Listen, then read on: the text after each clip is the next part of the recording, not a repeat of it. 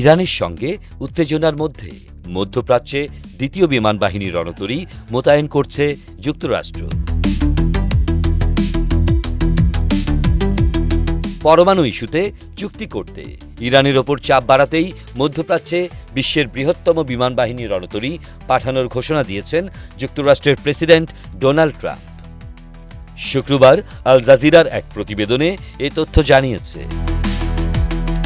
তিনি হুঁশিয়ার করে বলেছেন, আগামী মার্চের মধ্যেই তেহরানকে একটি চুক্তিতে আসতে হবে। যদি কূটনৈতিক পথে সমাধান না আসে তবে দেশটিতে অভিযান চালানোর হুঁশিয়ারিও দিয়েছেন তিনি। ট্রাম্পের মতে এবারের সামরিক অভিযান হবে আগের চেয়েও বিধ্বংসী, যা ইরানকে পুরোপুরি স্তব্ধ করে দিতে পারে।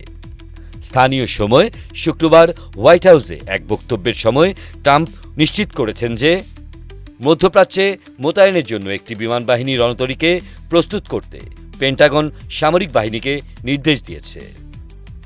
নতুন রণতরীটি ওই অঞ্চলে আগে থেকে মোতায়েন করা ইউএসএস আব্রাহাম লিঙ্কনের সঙ্গে যোগ দেবে।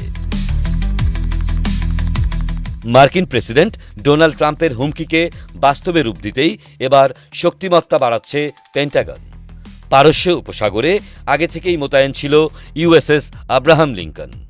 এবার তার সঙ্গে যোগ দিচ্ছে বিশ্বের বৃহত্তম বিমান বাহিনী রণতরী ইউএসএস জেরাল্ড আর ফোর্ড।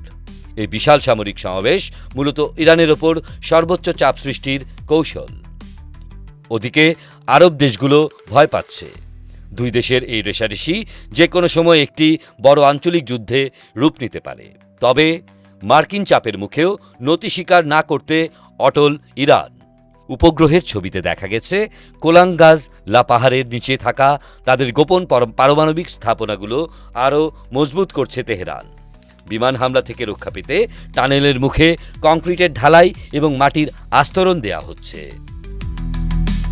বিশেষজ্ঞরা বলছেন, গেল বছরের হামলায় ক্ষতিগ্রস্ত স্থাপনাগুলো ইরান কেবল মেরামতি করেনি, বরং আগের চেয়েও সুরক্ষিত স্থানে ইউরেনিয়াম সমৃদ্ধকরণ চালিয়ে যাচ্ছে।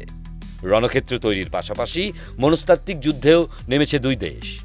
সম্প্রতি ইরানের রাষ্ট্রীয় টেলিভিশনে মার্কিন মিত্র ইসরায়েলের প্রধানমন্ত্রী নেতানিয়াহু সহ শীর্ষ কর্মকর্তাদের একটি হিটলিস্ট প্রকাশ করা হয়েছে।